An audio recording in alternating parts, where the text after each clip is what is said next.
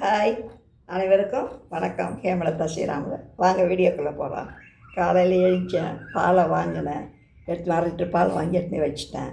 Tea போட்டதோ மூலிகை tea போட்டேன் நான். இதில் ஏலக்காய், இஞ்சி, கொத்தமல்லி, புதினா எல்லாத்தையும் தட்டி போட்டு ஒரு கிளாஸ் எடுத்து வந்து வச்சுட்டேன் நான். அப்புறம் சாதம் வடிக்கிறதுக்கு அரிசி ஊற வைக்க போகிறேன். ரேஷன் அரிசி தான், இது நல்லா தான் இருக்குது அரிசி. இது 1.25 மகாணி இதுதான் எடுத்தேன். இதே எப்படி பழையது மீந்துடும்.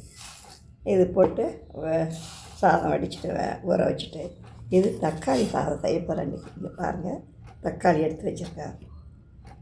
குக்கரில் வைப்பாங்க, நான் அப்படியே வானல்லையே போட்டு எல்லாத்தையும் வதக்கி வெங்காயம் பச்சை மிளகாய் போட்டு இதையும் நல்லா கையாலேயே பிசைஞ்சிட்டு உப்பு மஞ்சள் போட்டு கொதிக்க வச்சுட்டோம். நல்லா சாதத்தை எடுத்து போட்டு சாப்பிட்டுடுவேன். முட்டை இருக்குது, அதை வெவிச்சு வச்சுடுவேன் நான். அதுதான் இன்னையுடைய வேலை எனக்கு. அதுக்கப்புறம் துணி தைக்கணும், போகணும், ரொட்டீனாக இருக்கும். பாக்கிங் போகணும் மேலே. இல்லைங்களா? நீங்களும் இதுமாரி காலையில் எழுந்தோடனே அவங்கவுங்க வேலையை அவங்கவுங்களே பார்த்துக்கிட்டா நல்லாயிருக்கும். உடம்பு ஆரோக்கியமாக இருக்கும். பாய்.